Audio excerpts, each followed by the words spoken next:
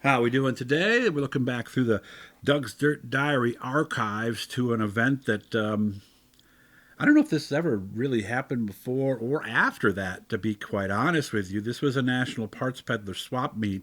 And yeah, we did a lot of those over at the New York State Fairgrounds. As you can see, this one's in the Cow Building over at the New York State Fairgrounds. And this is from January 27th, 2007. I'm not sure if this was just something that came about one year, because normally, of course, they would do that show right before Thanksgiving was the traditional date for this show. But this one they did in January.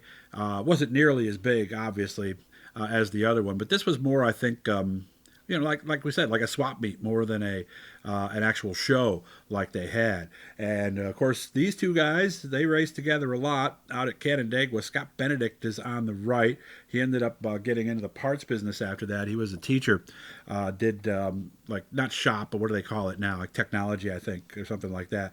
And of course, Mike Button is there as well. We've got one with Mike that'll be coming up here soon that we've been holding on to for a little while.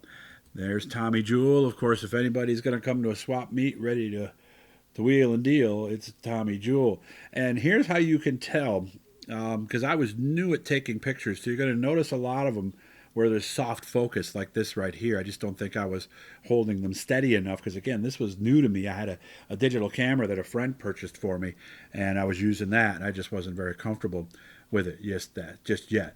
Dougie Newman, of course, selling some things here at the show. Got some springs, got some rims, got some all kinds of stuff here. And of course, Doug Newman's still around. I saw him at Motorsports Expo, and of course, he was ran the parts truck on the Outlaw circuit at Utica Rome for a long time. So, Dougie, I hope you're doing well, man. And it was nice seeing you a couple of weeks ago. Our friend George Kiskiel, we miss you, man. We miss you a lot. Of course, he was the first person to put me in a car. We had a little show called the Outlaw Circuit back in 1991, and he let me drive his beautiful Camaro street stock. This thing was like an F3.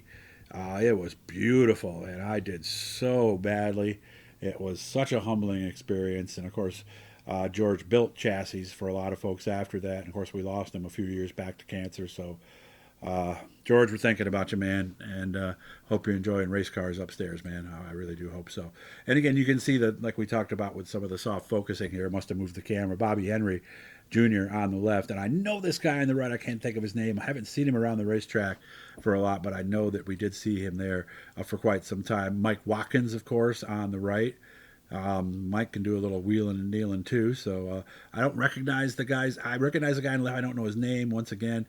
And here's Mike Button sitting at the table doing some wheel and dealing, going, "What do you got, guys? I can work something out here, you know." So I think that's his brother there on the left, still with the team too, by the way. So that is Billy Chantel Jr. on the left. You still see Mike Button, and of course Mike Watkins is there. So they're doing some wheeling and dealing right there, and you can tell Randy Chantel's like, "Okay, that's your first offer. What are you really going to pay?" So Jeff Rudalavich, how you doing, man? I got to get down and see Jeff and Alan down there in Pennsylvania. I've got to get down there. So I hope you're doing well. Last I knew, they were still selling cars down there and hopefully doing very well. This is Chad Brockman, and man, he's got a lot of stuff here, doesn't he?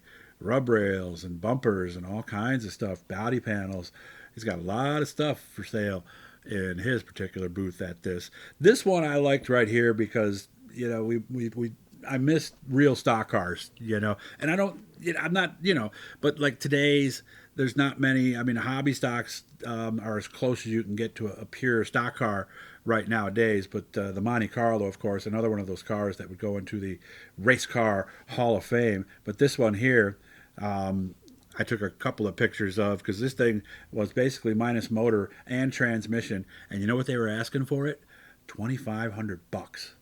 I wonder who got this car and how it did when it finally made it onto the racetrack. Tim Courier over on the left. Boy, this was a while ago, huh? Tim, of course, is a dirt official now. You see him at a lot of the events working, so that's him on the left. And, of course, we all know our good friend Joe Murata. Do you know the guy to his right? It's Bob Henry Sr. right there. So, of course, Joe obviously was working the event with the mic in his hand. Always loved his hats that he wore. Joe, I hope you're doing well. We're playing for Barb. And, of course, Bob Henry, his son, making exhaust and everything right now, so staying in the business and doing quite well, as a matter of fact.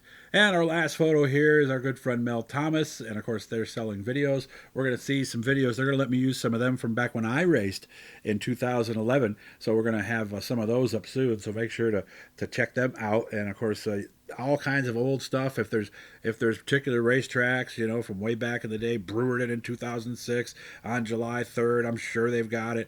They've got all kinds of stuff. So make sure to get a hold of them and outfit your collection so you've got everything that you could possibly want. So again, make sure to turn the likes, notifications, all that cool stuff. We'll be back with more. We're going to try to stay busy here for a little bit. We might have to take a day off at some point, but we'll see how things go. So again, subscribe, hit the bell, turn on the notifications, and leave us a comment, please. If there's something in particular you'd like me to do, somebody to talk to, or maybe one of these old Doug's Dirt Diary photo bids that you'd like to see, just let me know. We'll be happy to get it done for you.